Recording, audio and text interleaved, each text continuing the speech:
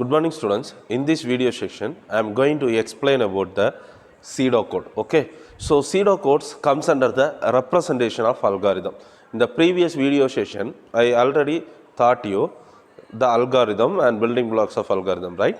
There representation, we can represent the algorithm into three different ways. We can able to represent the algorithm into three various methods. The first one is pseudocode, second one is flowchart, and the third one is the programming languages. The first one only we are going to see in this video session. Okay. So first, what is pseudocode? Okay. In the name itself, pseudocode.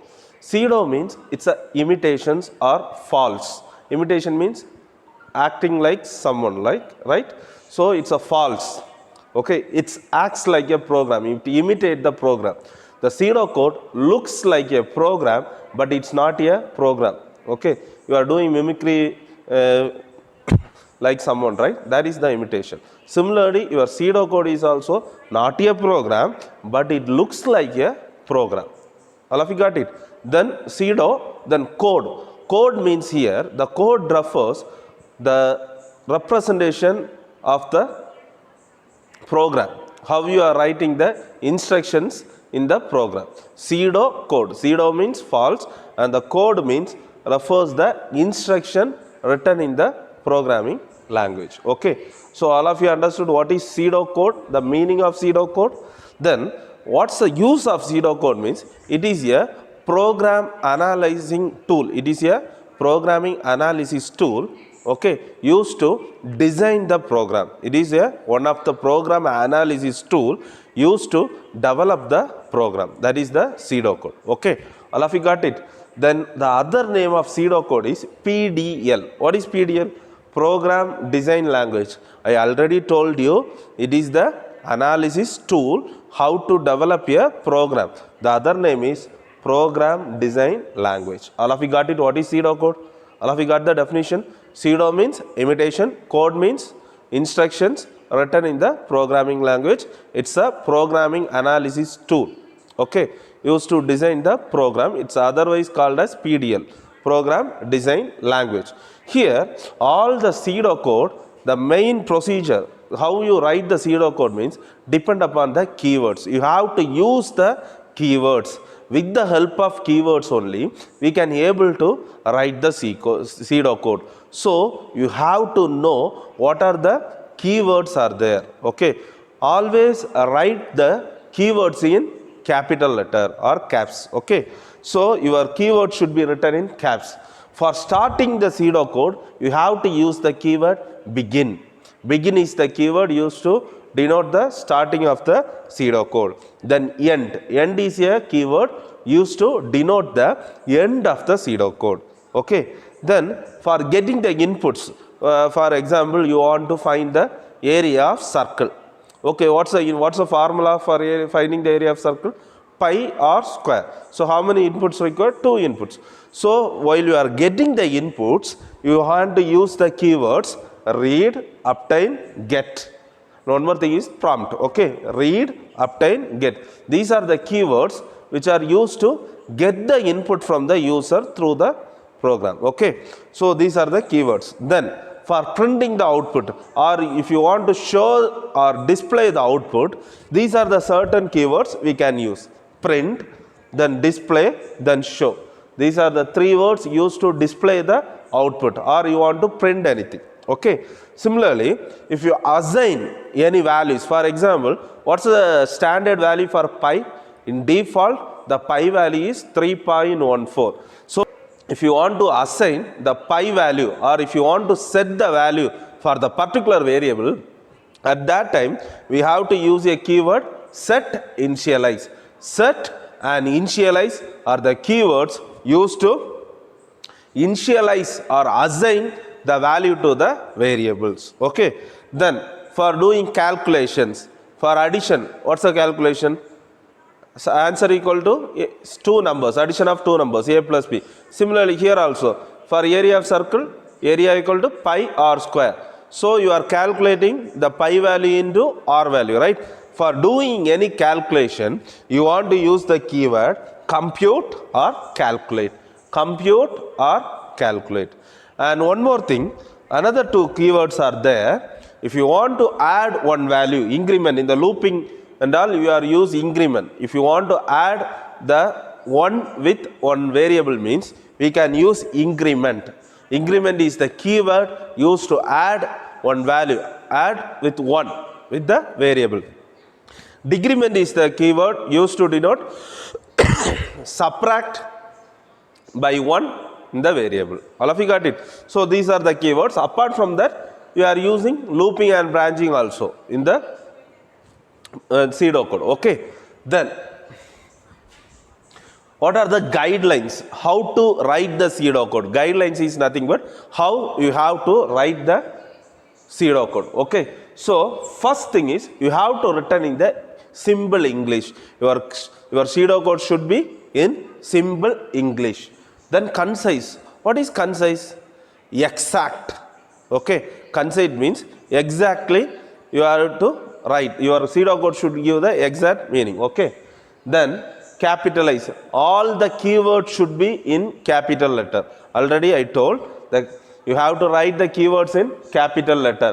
This concise means exact and compact. It should be exactly things are there, but it should be your length of the sentence should be short, concise, very shortly, compactly. Okay.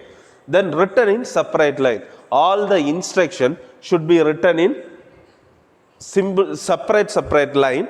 Each instruction want to show only one condition. Okay. For example, increment should be written in one line, then begin should be written in one line. Only one instruction should be written in one line. All of you got it? That should be written in separate line. Then indentation should be followed. What is indentation? For showing the flow and for showing the design of the program, okay, we are using indentation. Indentation means we are giving some space in the beginning. Okay, before writing the particular instruction, we are giving a 3 tab space. In your keyboard, you can see a tab button. We are pressing 3. One tab means 3 spaces. Okay, 3 spaces is the default indentation.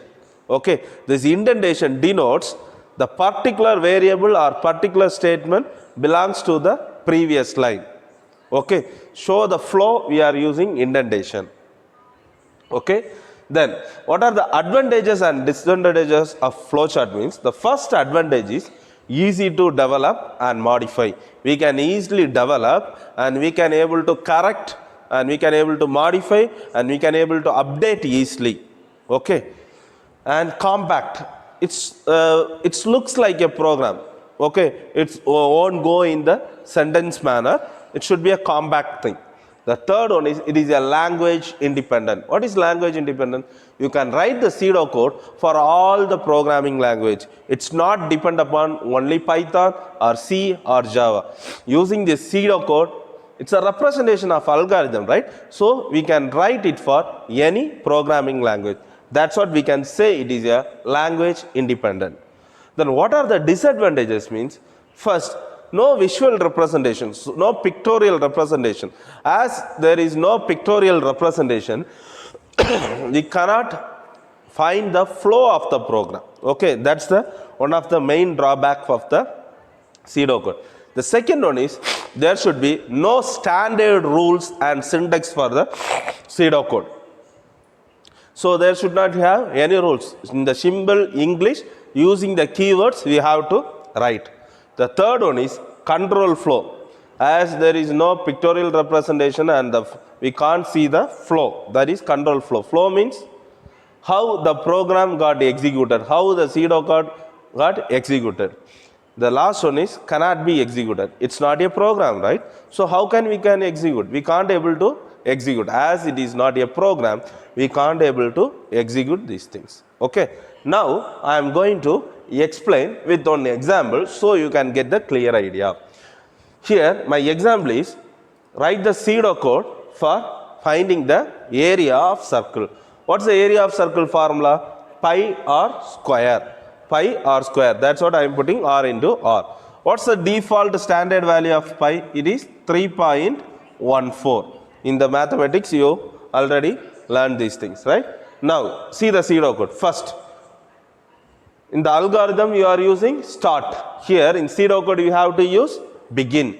Begin is used to denote the starting position of the pseudocode. Then set. What's the use of set? Set is used to initialize, assigning the value. Next, you want to find the value of r, right? From the user, you want to get the input. So read.